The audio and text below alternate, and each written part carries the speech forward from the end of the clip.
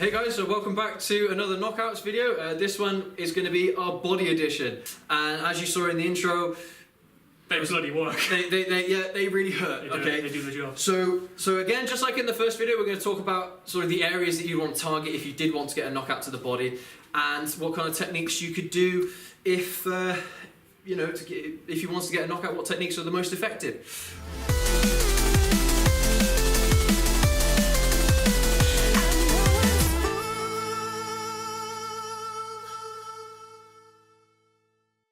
Right, so what do you think is the most effective part of the body, or what's your favourite, would you say?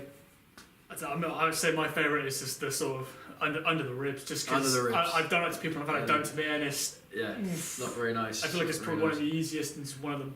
This is brutal. It's just great. Yeah. It's a good one to do. So those of you that have been winded in the past, whether or not you've fallen off something and landed on your back, or maybe even punched or kicked like we do most of the time, you really do feel that sort of restriction in your lungs. As if everything just compacts. That's it. You just can't breathe. It's not great. It's not great. It lasts a good long while. 10 to 20 seconds sometimes. It doesn't even have to hurt that much.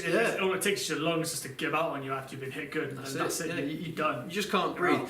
So hitting the side of the ribs is actually a really vulnerable area of the human body, and again, like we've seen a lot of the times in the past in professional fights, especially those body shots, they can get knockouts. So side of the ribs, very good place if you want to get a body shot knockout. Another great place is just underneath the sternum. Now, underneath the rib cage is a muscle called the diaphragm, and that's what sort of lifts your lungs up and down to breathe. You take that out of commission. Yeah. So if you throw a technique towards that muscle there, again, just like when you get winded, it's the diaphragm that's going to sort of buckle up, and it's like, no, not working anymore. So again, just underneath the sternum. Now that's all to do with the ribs. Now we haven't really targeted any other sort of organs yet. So what do you think about the liver or the kidneys? Oh, disgusting. Yeah, not very nice. Not only do you get winded from that, but they hurt like a lot. It's weird. It's like a stinging feeling. That's it. Now the worst thing about getting hit either in the liver or the kidneys, they can burst and you can get internal bleeding, which is probably about the worst. That's worst case scenario. Worst case scenario. If this happens to you, if it happens to the person you're against, great good for you, you've won. Yeah. I mean, definitely feel free to check out Bas Rutten. He is the expert on the liver shot. Yeah, you want to know about busting organs? He's your man. Yeah. He's your man. And he was in a video that I saw a few years ago now, where they had a dummy where they had a biogel dummy. Yeah, the biogel dummy where they had like a pig organ, wasn't it? Yeah. That's it. And he did a liver shot, and it burst and it bled everywhere. It was disgusting. But it was beautiful. It looked incredible. Yeah, it was amazing. It was amazing. It's an art form. It's incredible. Yeah. Not fun. So, not pretty. If you definitely want to sort of find out more about body shots, Bas Rutten's your guy. But anyway, so techniques to get body shots. Well, we could probably start off with a hook punch. Yeah, so in our first knockout video, we spoke about hook punches to the head. Well, a hook punch to, as Sam mentioned, the side of the ribs. Just as effective. Oh yeah, it's brutal. If done right, great. obviously. Like. So of course, if you put up a guard for me now. If you have a proper guard, your elbow should be sort of resting around about your rib cage here, protecting your ribs. Now, this is what a lot of boxers do, which is a great sort of technique. So Sam, if you throw like a jab towards me, right, and you slip the jab, bang! That is there's the best opportunity to throw a hook punch to the ribs. Okay? Slip the jab, bang!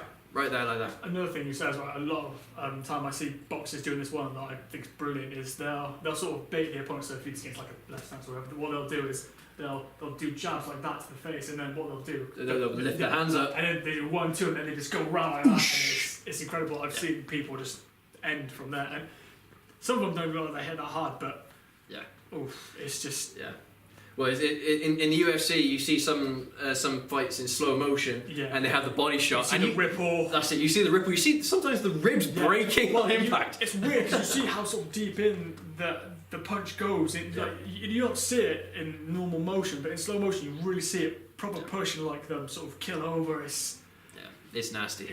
Nasty stuff. Alright, and again, just like in our first video, another great strike you could use is an elbow strike. So we did this again in our self-defense guard video, where from here you step in like that, and that's to target sort of underneath the sternum or the diaphragm. Now, if you do actually hit the sternum, it doesn't really matter. That's going to hurt a hell of a lot anyway. It won't get you a knockout, but it will hurt a lot. So again, just like in our first video, you know, we spoke about sort of other techniques that are going to hurt anyway. So you won't necessarily get a knockout, but it might give you a great opportunity to get away if you are in like a self-defense situation or something like that. So preferably underneath the sternum, but if you hit the sternum, doesn't matter. It's going to hurt just as much. Right, what technique have you got for us, Sam? Oof. So what, we've had the hook punch, we've had the elbow. Uppercuts are a hell of a way.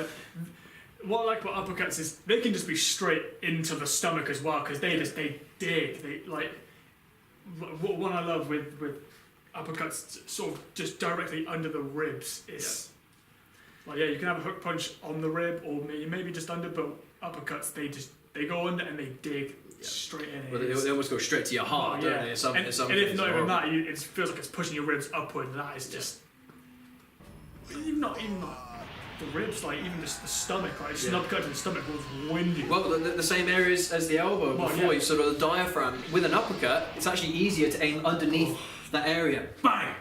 Right there. Again, seizes the lungs, you will drop. Yeah. You will drop for sure.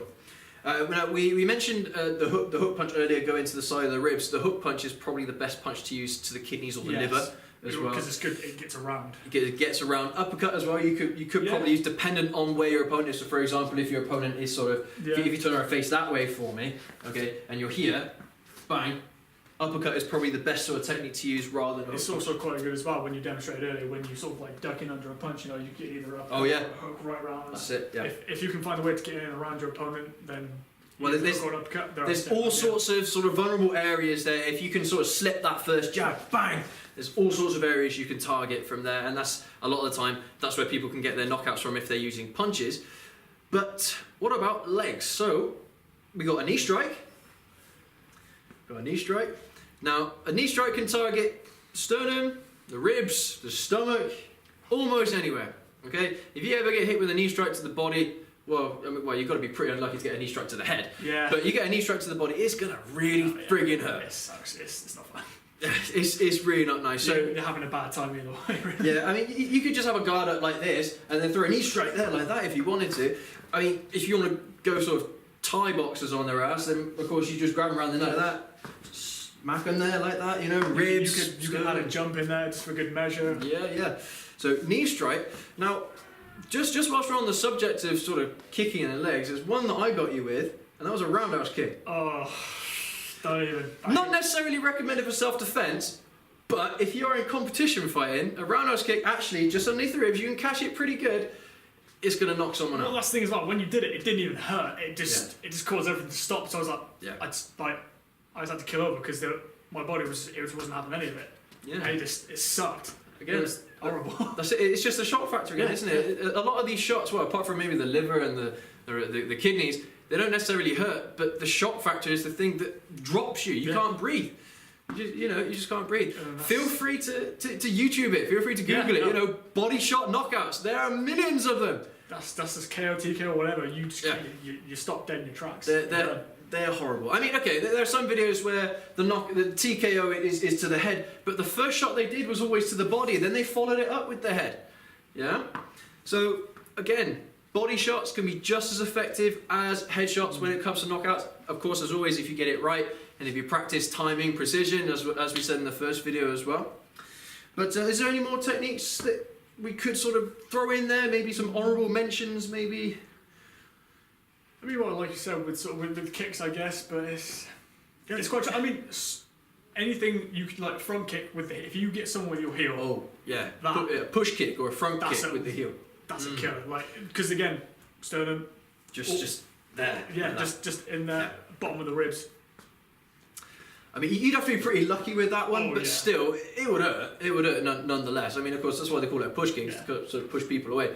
But of course, we've seen front kicks go up to sort of the face and the jawline as well to knock people out. So again, I suppose that is an honourable mention there, the front kick.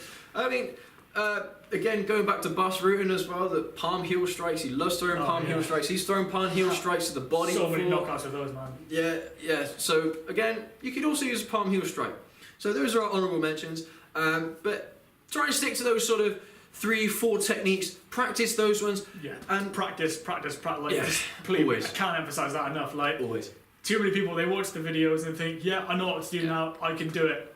Yeah. No, you can't. You need to work on these things. You might get lucky and land it the first time, but trust me, you're a lot safer if you properly know how to do it. Yeah. I mean, we really wish that these videos would, sort of work 100%. If we could jump out of the screen and teach you, we would. Yeah, but, exactly. you know. Exactly. I mean, but such is the way it is. But just make sure that you do have some time to practice. It doesn't have to be for very long either. Maybe 5 minutes a day, something like that. Just to make it, minutes. just make it second nature to you. So if it's something that ever happens to you in a self-defense Even if situation, it's like a little bit of like sparring with a friend or something. exactly. Right? We always go on about how effective combinations are and things like that. Well, this is the same thing. Try and get certain techniques sort of down to second nature. Yeah, and as well, like with the whole sparring thing as well, if you're taking some of that sort of punishment, it can also help you sort of get used to that shock factor. Yeah. And, I mean, it's body conditioning. Yeah, isn't it? yeah, exactly. I mean, some things conditioning just can't prepare you for, because some people just hit like trucks. But I mean, you'd rather be a bit more prepared than just completely green to it. Like, you'd have a bit more resistance when you'd be a bit more prepared for it. Yeah. So as always, guys, thanks for watching. Make sure you train. Yes. Right? Don't just watch this and think you're going to be an expert. Make sure you train. Find a local gym somewhere. Someone that does self-defense. Someone that does kickboxing. Whatever. It doesn't really matter. Just train yourself in this area, and hopefully you'll prepare you, like Sam said, a little bit better, just in case the worst ever happens to you. And also, if you're interested in competition sparring, then that's definitely the route to go. But anyway, thanks again, guys, for watching. And from me and Sam, we'll see you in the next video. Take care. Stay safe. Ta-da. Goodbye. Ta-la.